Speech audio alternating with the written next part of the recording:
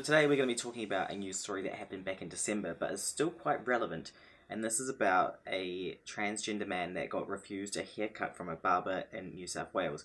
I'm going to read the article first, then I'm going to give you my opinion, and then I'm going to give you some advice. Let's jump into it. So we've got a picture of Casey Franklin, who's a transgender man. It says who was humiliated when barbers from Kingsman Hair at Westfield Tuggerah refused to cut his hair. A Tuggerah barbershop has been reported to the Anti-Discrimination Board for New South Wales for refusing to cut a transgender man's hair. Casey Franklin said he approached the Kingsman Hair barbershop at Westfield on October 4th for a haircut but was told, "We only cut men's hair." I mean, it's not new, but let's continue. He said he was a man but was told, "No, you're not," and then the staff refused to cut his hair. And now here we see the plot thicken. Stay with me. Mr. Franklin said that he left the store humiliated and told his transgender partner, who was in another store at the time. Mr. Franklin's partner, Blaze Harris, said she approached the store where the staff told her that Mr. Franklin was not a real man, she's a woman. He looks like a guy. Oh, it's so bad on so many levels.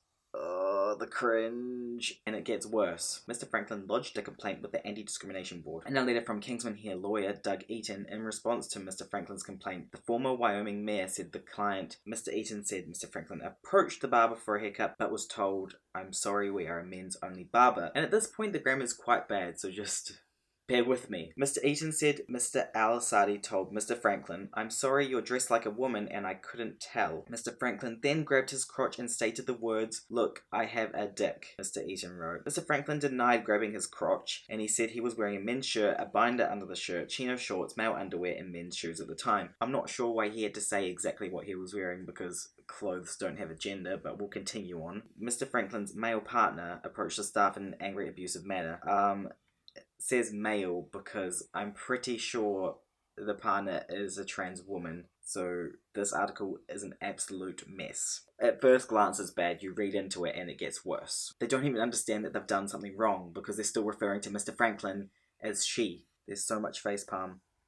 This guy Casey, he goes in for a haircut. They refuse because they say that he's a woman. He then goes back to the barber shop with his wife, who they are transphobic towards as well.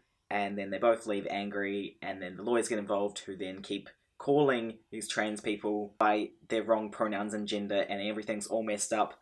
And at the end, nothing happens. There's no updates. That happened back in October. This is something that we see all the time. So yeah, super transphobic, and in the middle of a mall. This barbershop probably deals with trans people on a daily basis. This person didn't pass very well. Trans people are everywhere, and without knowing, this person's probably cut dozens of trans people's hair because most of the time you can't tell unless someone tells you. And the disappointing thing is this person didn't pass, as well as maybe other cis men out there. The fact that it got racist and vulgar very quickly is not surprising, but we're not going to go into that. I looked on the internet and very quickly I found that there were a few articles about trans men getting turned down from barbers. It's not uncommon. The thing is, the fact that we don't talk about every single one of our transphobic experiences doesn't mean that they don't happen. If you are in a space where people could be transphobic, you kind of have to hide your transness and appear as lumberjack and male as possible. There was another person in the UK which the barber said